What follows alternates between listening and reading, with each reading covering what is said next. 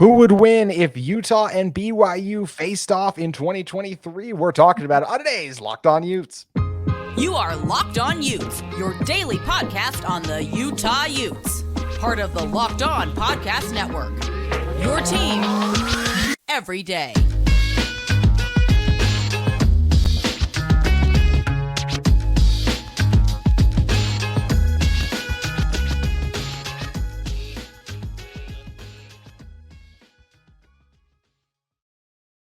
Hello, everyone, and thank you for making Locked On Utes and Locked On Cougars your first listen every single day. We are available on all platforms, including YouTube and wherever you may get your podcast. My name is JT Wistcill, the host of Locked On Utes. Excited to be joined by Jake Hatch, the host of Locked On Cougars, for this special crossover. And Jake, with fall camp right around the corner for both Utah and BYU, thought it was a good time for us to come on and do what this kind of time of year is about, right? Do some predictions and get people fired up. And that's what we're going to be doing today, talking about who would hypothetically win if Utah and BYU faced off in 2023. It's a bummer they won't be playing each other again this year, but they both still have exciting schedules and things to look forward to, of course. But this is definitely a fun conversation we're going to have today, Jake. Hey, it's not out of the realm of possibility. It would have to be a bowl game, but it's still a possibility on that front. And Cam Rising and Cole Bishop were both asked by Las Vegas media. Let me be very clear. Down at Pac-12 Media Day, it was somebody from Las Vegas who asked them that question about playing BYU. But it was actually it was kind of refreshing to hear both of them say that they wanted another crack at BYU. And I know that BYU players, there's certain ones on their roster who would have said the exact same thing had they been asked about potentially facing Utah. And yeah, it's kind of fun. It's a hypothetical, obviously, because they won't actually be being on the field in the regular season at least. But it's fun to discuss it all the same. It is weird that Cam Rising will go down as one of the best quarterbacks to have gone through Utah, especially for what he's accomplished recently. His record will be none, basically, against BYU. Like, yes, he lost one game, but that was with Charlie Brewer as the starter as well. Just kind of one of those weird caveats overall. So we'll get to predictions, who we think would win in general. But I thought we could start with who would be favored. And I do think, regardless of the location, I do think just based on what they've accomplished in the past, as well as the returning talent, I do believe Utah would be favored. And I will say there is a chance, depending on, let's say this game was played in that kind of week 2, week 3 range, like it was a couple years ago, there's definitely a chance BYU could be favored depending on the availability of Cam Rising. But Utah's already the favor against Florida. It's by 10. I think that line would be a little smaller if they didn't think Cam was going to play game 1. And everything we've heard, at least from Cam right now, who, of course, he's going to be optimistic about his own injury, says that he is going to be available for game 1. So because of Cam's availability, because of the returners, because of what this team accomplished, but just based on how last season ended for them, it was a little bit of a downer for Penn State, but still success off the back-to-back Pac-12 championships versus how the season played out for BYU. I do believe Utah would be the favorite going into this game. And I'll even say regardless of the location, Jake. Well, and I've got no disagreement there, just simply due to the fact that Utah is a back-to-back Pac-12 champion. Obviously, they've got a very good program. They're locked and loaded. Yes, they lost some pieces from last year's team, most notably Dalton Kincaid, but BYU's making a transition to the Power 5 ranks, and it's going to take some time for them to really get their feet underneath them. And the biggest thing is, you're right, kind of where this game would have been strategically placed had it been played. You're probably right. It's week 1, 2, or 3, depending on how the schedule might have fallen. And that would have all kind of hinged on Cam Rising's health. The other thing about this, BYU lost Jaron Hall. They lost Puka Nacua. They lost Christopher Brooks. They lost a lot of their offensive stalwarts and stars from last year's squad. So, yeah, I've got no problem saying that BYU would be the underdog in this game. But that's the crazy thing about this rivalry is having grown up in the state and watched it for years, quite literally in the WAC, the Mountain West, and obviously throughout BYU's independent run, JT, there has always been a favorite, obviously, with this game, but it's one of those things. They talk about throwing the records out the window. This is the kind of rivalry game that it gets crazy, and I usually do toss out the favorite status in many ways. I mean, to your point, back in 2021, there was a reason as a Utah fan was like, I'm going to fork out some money to go down to BYU because I'm thinking my team's going to win what would have been, I want to say the 10th straight or whatever it would have been just in the rivalry. Like I felt good about it. And then everything played out that happened to BYU was able to get a win. That is what makes rivalry games so much fun. You get teams like Ohio State that have just dominated a Michigan in overall history. And then Michigan kind of swung the pendulum now, and they've been the dominant force. So that's what always makes these rivalry games fun. And it is going to be exciting when you get it back in 2023, but, 2024, when we get it back, and potentially in a bowl game, as you discussed. But you did mention one reason I think I would favor Utah over BYU. And that is just, yes, yes, Utah and BYU both lost things, but I just look at the way that Utah is replacing what they kind of lost. And I feel like just some of the transitions will be a little smoother than some of the drastic stuff for BYU. And the biggest one, obviously, being what you get in Cam Rising just coming back in. And yes, the health stuff, as we discussed earlier, a little bit thing, but I like Keaton Slovis, but he is still a guy, if we're looking at it, through 9 interceptions in 22, 8th year before that. Then just kind of one of those guys who is a little turnover prone at times, and he is experiencing a new offense once again. So early in the year, might not be operating as highly. Let's say if these two teams were to meet in a bowl game, I think when he would be even more comfortable in the system, in the games by that point overall. So starting at the quarterback spot there. You also mentioned the loss of Dalton Kincaid for Utah. This is one of the weirdest, like just kind of best transitions you can have when you're losing a player like Dalton Kincaid, when you have a Brant Keithy waiting in the rings. Like it's kind of one of those just rare things where it's like, it's not really a concern like tight end. For most teams, when you lose a player of that caliber, it would be. Not when you have a guy who was the better tight end the previous 2 years with both of them on the roster too. I think where you're talking about big loss for Utah, you'd probably say Clark Phillips for sure, but you get your 2 other starting corners back. You bring in an SEC transfer. You also get a couple of really young, exciting 4-star corners who might be able to contribute early on. My biggest concern is a Braden Daniels. I know you guys lost Blake Freeland as well, so that's kind of something that's going to be interesting to see how both these teams navigate the offensive line. You guys did steal our center, by the way. You got Paul Miley now over there, but this offensive, and I really like Paul. I think Paul is a great addition for you guys. This line didn't really miss a huge beat to me with Johnny Maea out there, so I think they'll be okay there. And the last guy I'll even throw in there is just Mahmoud Diabate. He was still getting used to playing inside linebacker his second season at the college level. Leavani Damuni is a dude coming over from Stanford, and I think he's going to slide right in for this Kyle Whittingham defense. So I just really like how Utah has gone about replacing what they've lost, Jake. Well, and see, I like what you mentioned with Utah and their additions. Don't count out BYU and what they've added in the transfer portal. They have brought in Aiden Robbins, who's a 6'3", 230-pound workhorse of a running back from UNLV. He had 1,000 yards a year ago for UNLV, and he absolutely is going to make opposing defenses fear tackling him. He's a huge human being. You mentioned the fact that Paul Miley is part of that offensive line contingent. I'm telling you right now, JT, BYU's offensive line is going to be their best single unit across the board this season. I'm telling you right now.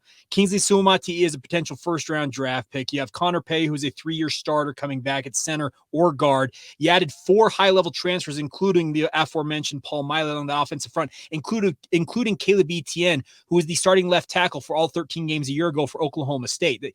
That offensive line is going to be awesome, I think, for BYU. Now, could I be proven wrong? Could they not gel and things could go wrong? Yeah, absolutely. But looking at it on paper, that offensive line is going to be that quote unquote tip of the spear for BYU's offense. And it's going to be a big differentiator for them, I think, in terms of their overall success in the Big 12.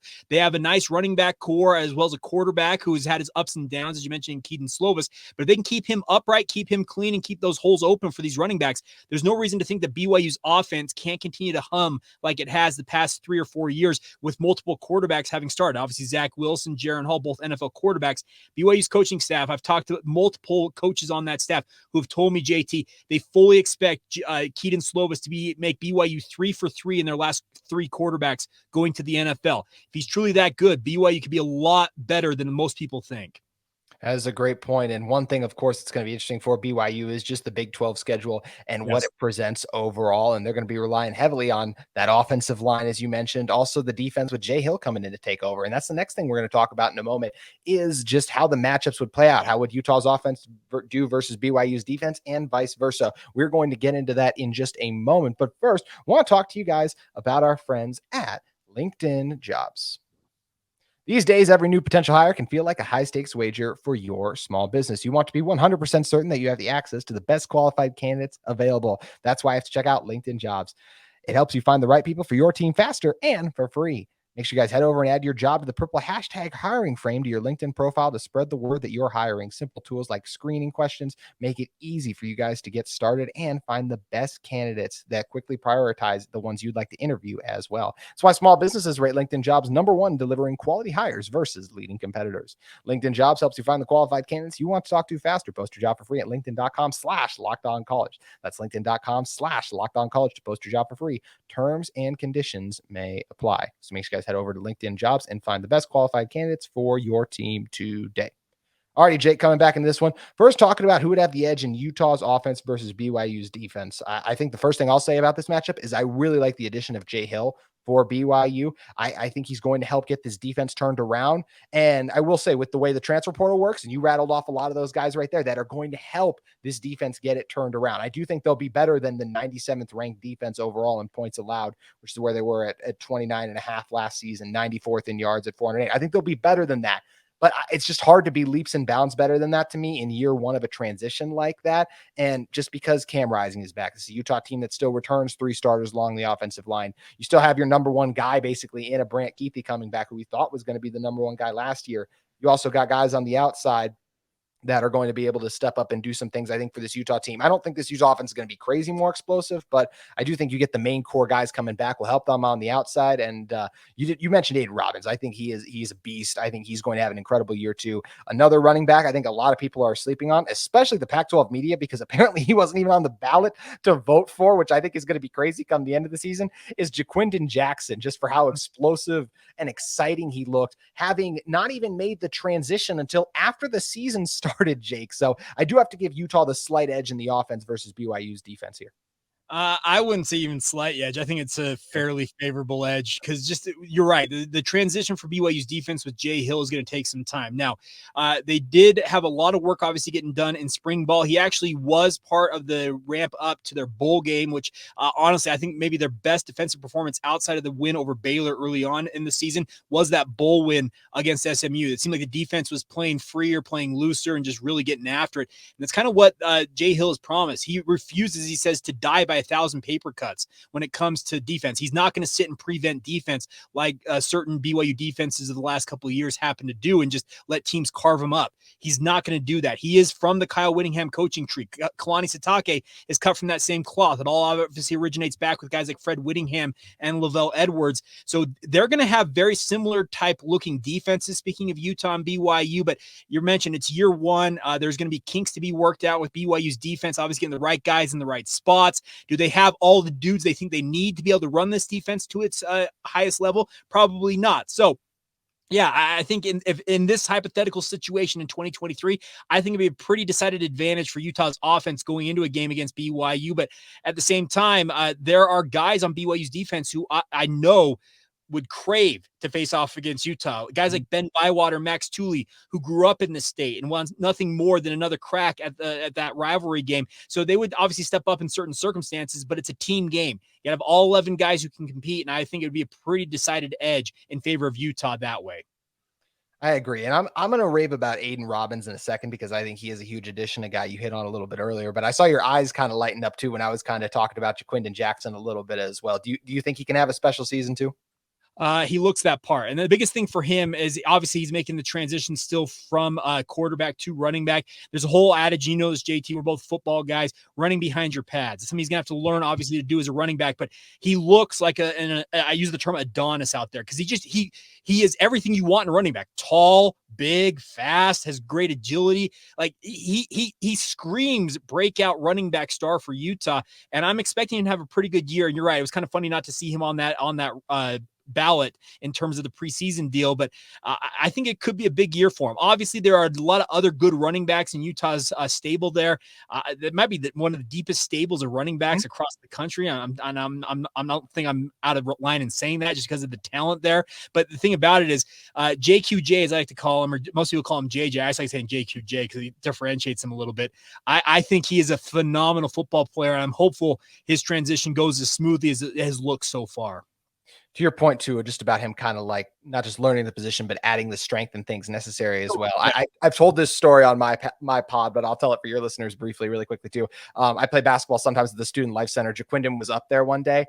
Jake, I tried to back him down just on a post move. I didn't go anywhere. And let's just say the other way. Oh, he went right through me every time, whether it was off the dribble with the speed, which ain't saying much to beat me off the dribble. I'll be honest with that right now. But in general, we know what a special athlete he is, but he's got the strength as well. So I do think he's capable of having that special season, but he's not the only running back in this matchup to me that is capable of having that, because Aiden Robbins coming off a 1,000-yard season at UNLV. I do think he has just not only the nature for how long he's been able to play the position, but just the strength as well. well. I think he's the kind of guy who's going to be able to carry some defenders with him into the end zone overall. And I think that would be a good matchup. You talked about how good this BYU offensive line is earlier. I think the interior for this Utah defensive line can really get after it when you're talking about Junior Tafuna, Samote Pepa, Aliki Vaimahi. All the defensive ends are back from last season, so I expect that unit to be better overall and be able to apply a little more pressure to. And you get year two of Lander Barton. I mentioned I think Leavani Damuni will do a better job overall than Mahmoud did just because of his familiarity with the position. When you talk about a Karene Reed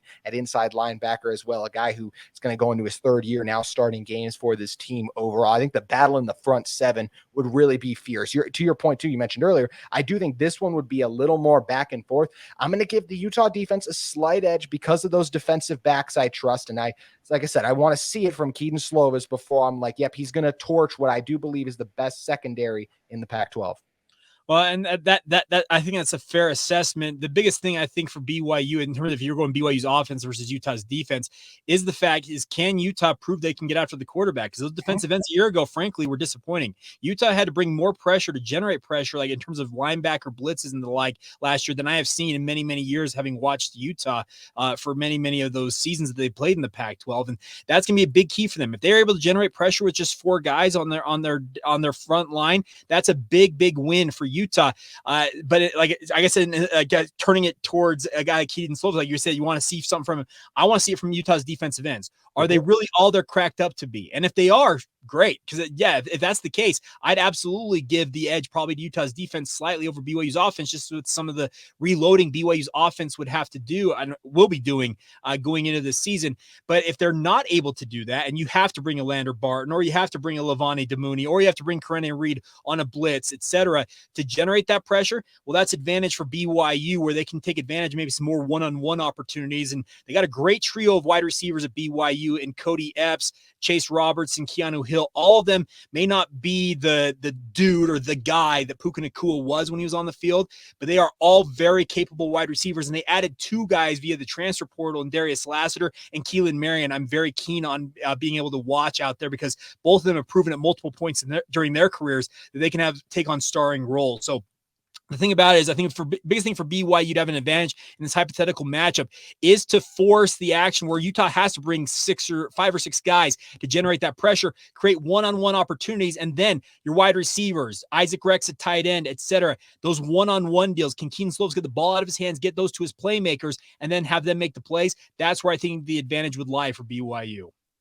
We interrupt this podcast to give you a brief message about one of the sponsors of today's episode, eBay Motors.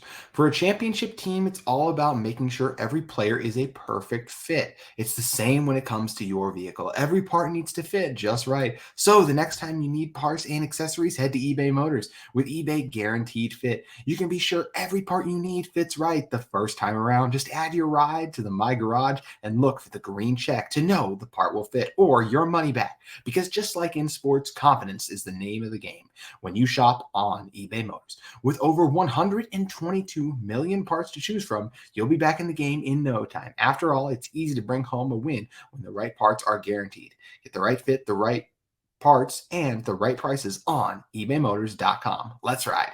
eBay Guaranteed Fit, only available to U.S. customers. Eligible items only. Exclusions apply. So make sure you guys head over to eBay Motors to get the parts you guys need today for some great deals. Now, back to the episode.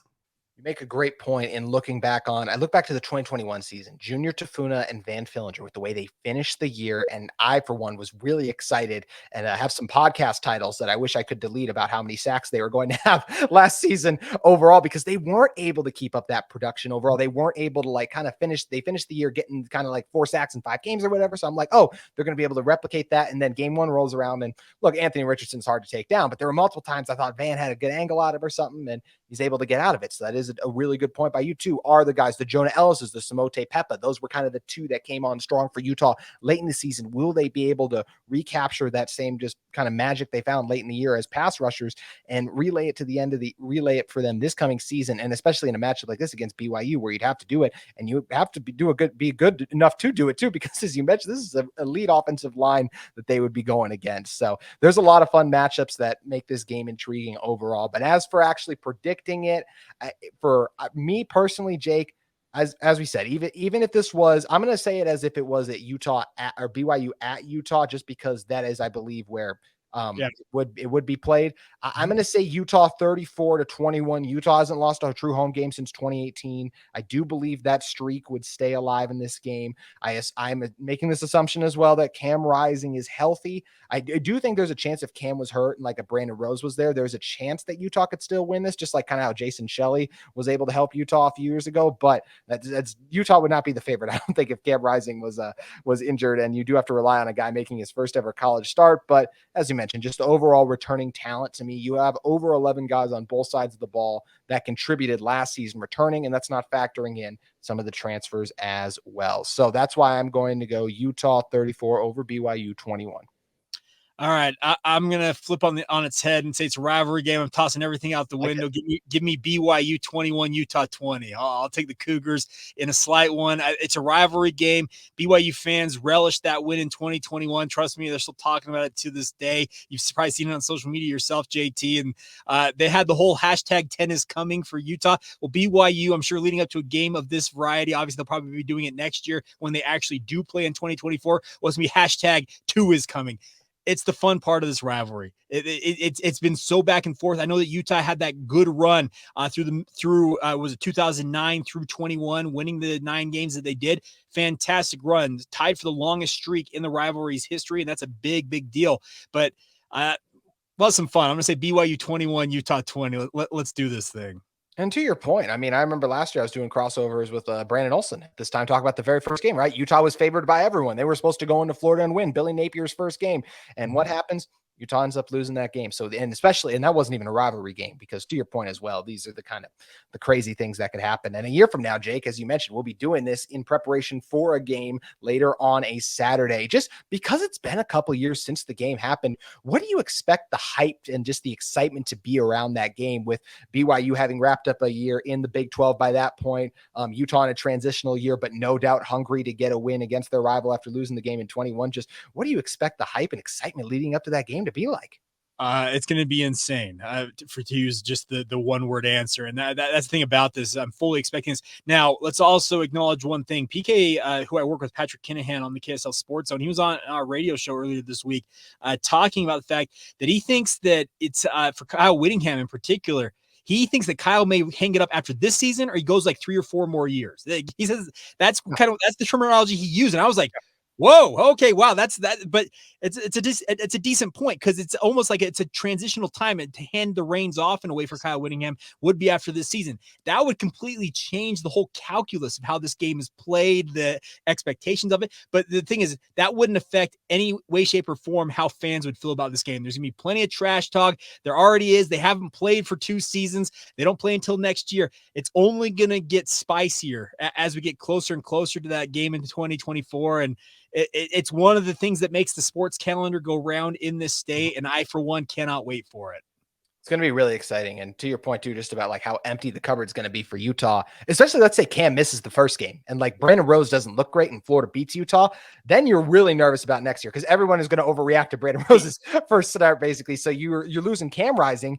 I don't know if Jaquindon would go, but depending on the type, I mean, I don't even know where he's at in his eligibility either. I'll say, I mean, he was at Texas at first, and then he's been with Utah for a few years now too. So you don't know with running back. Offensive line, you're losing 2 to 3 guys potentially. You're probably losing your top 3 pass catchers in Devon Vele, Brant Keithy, and Thomas Yasmin. And that's not even to mention, when you have this many guys returning on defense, you could be losing a lot defensively too. So that is going to make for a lot of fun game to talk about, and especially depending on how BYU ends the season and what happens to them over the offseason. Yeah, and that's the thing about this. The other thing I meant to mention is, at that point, we'll have a better idea of how BYU fits in with regards to being a Power 5 program, because we're talking. I'm doing a lot of hypotheticals on my end right now, looking ahead to the Big 12 and thinking of how things are going to go. Well, we don't have hard and fast evidence, but by next year in 2024, we will have a full 12 or 13 games worth of experience under BYU's belt at the Power 5 level, and you'll get a true feel for, okay, how did BYU do in terms of preparation for the Power 5? Did they fall flat on their face? Did they soar past expectations? That's the thing about this, is we won't necessarily know. So there'd be a lot of hype, a lot of different things going into all of this. But the best part about it is the rivalry is back where it should be, and I cannot wait to have it back on the calendar. It's fun to look ahead to next year, but fortunately, Jake, we have an exciting season for Utah and BYU coming up. And before we get out of here, I thought it would be fun to do kind of a little switch for a second and predict the record for the opposing team. You, of course, used to host Locked On Utes, so I'm particularly curious. What do you think Utah's record will be in 2023? Now, with regards to Utah, that's the thing about this. I look at Utah and they're back-to-back Pac-12 champions, and that's phenomenal work by them. They have played in four of the last five Pac-12 title games. It's been a phenomenal run for Utah. I don't expect them to fall that much, but I do expect them to fall off just a tad bit this year. And it all really relies on the health and the availability of Cam Rising. If he's 100% from game one, great. Utah very well could make another run at a Pac-12 title and very well could win it all. But my concern is it's such a quick turnaround. This means 9 months roughly of him and an ACL. He might be able to play, obviously, I think in the first few games of the season, but will he be absolutely full go? And that's going to be the true question mark about it. So here's the thing. USC has the reigning Heisman Trophy winner. Washington wants nothing more than to have a Pac-12 title under the belt. They've gone with a drought for quite a while here. Oregon's over there thinking, hey, it's our time to rise to the top once again. I think Utah finishes in the top 4 of the Pac-12, but I'm thinking they're going to finish with, I think 9-3, 10-2 is kind of where the record is. And those losses will come in conference, and they probably come to the Washingtons, the USCs, or the Oregons, etc., that knock them out of actually playing in the Pac-12 title game, unfortunately. But a 10-2 season, still a phenomenal year. It's double-digit wins. Celebrate it. I absolutely agree with you. I've actually, the last time I did my record prediction, I think I had 9-3, or it might have gone 10-2. I might have been optimistic at the time, and it does really hinge on Cam Rising's health. But this Utah team is trying to do something that's never been done before, a three-peat in the Pac-12. And even with all the returning talent, it's not going to be easy. Heck, Jake, think about how lucky they got last year. I mean, I'm the host of Locked On Utes, so I don't want to crap on Utah, but let's be honest. If Oregon doesn't collapse, they don't even get in the Pac-12 championship game. Utah is going to have to control their own destiny this year. They're not going to get. They needed 3 things to happen in the final week last year just to make the Pac-12 championship game. And this is a loaded conference. You go to Oregon State, to USC, to Washington. I could definitely see 3 losses, and potentially on how some of the injuries and just how this team looks early on this season could potentially be even more than that, because going to Baylor right away is going to be really tough for this team too. So it's going to be very interesting to see. And since you gave your Utah prediction, I did really quick want to throw in my BYU prediction. I almost went 5-7, just when you're making that transition, going to the Power 5 level, playing a bunch of new teams you've never played before. But the more I look at this, this schedule, I see 6-6. I see these Big 12 teams that every single year lose games they shouldn't. I do think this BYU team is going to go on the road and win 1 to maybe 2 road games in the Big 12, even in their first season. I also think the home field advantage, with these teams getting used to playing at the high altitude for the very first time, is going to be a big advantage for BYU as well. So I do think they find a way, and I think they end up 6-6 overall. And you're feeling pretty optimistic about the future of BYU football in the Big 12, Jake. Well, and that's the thing about this. I've been a broken record on my podcast saying that 6-6 is kind of the benchmark for success in my mind, year 1 in the Big 12. You get the bowl eligibility, that's great, because there's so many unknowns and so many things that you just won't know until you actually are a Power 5 football program. You're playing a Power 5 schedule for the first time in school history. There's so many variables at play here. If you get to a bowl game, celebrate it. And then from there, you can build off of that. And that's the thing about this. I'm looking forward to seeing how BYU does, look forward to seeing how Utah does. It's part of the gig with my day job, obviously working for the KSL Sports Zone and Sports Radio. It's just part of the calculus and part of the conversation we have literally every single day in sports radio. Cannot wait for it. And the best part is we're starting training camp next week. Let's go. Yeah, fall camp is right around the corner, so make sure you guys stay tuned in to Locked On Utes and Locked On Cougars. Jake, did you have anything else to add? Let's do this thing. That's the big thing. They use the adage, let's light this candle. Yeah, I can't wait. I'll be out at camps for both Utah and BYU with my radio responsibilities. So make sure you tune into the KSL Sports Zone. Keep it on both of these podcasts as well for all your coverage. We'll make sure you are well versed in all things BYU and Utah. Let's just say that. If you guys make Locked On Utes and Locked On Cougars your first listen every day, you will be more than ready to go for Utah and BYU's upcoming college football season. Jake, always fun doing these with you, man. Absolutely. Thanks for having me, JT. That's going to do it for today's edition of Locked On Utes and Locked On Cougars, but we'll be back next week with fall camp coverage. We'll see you then.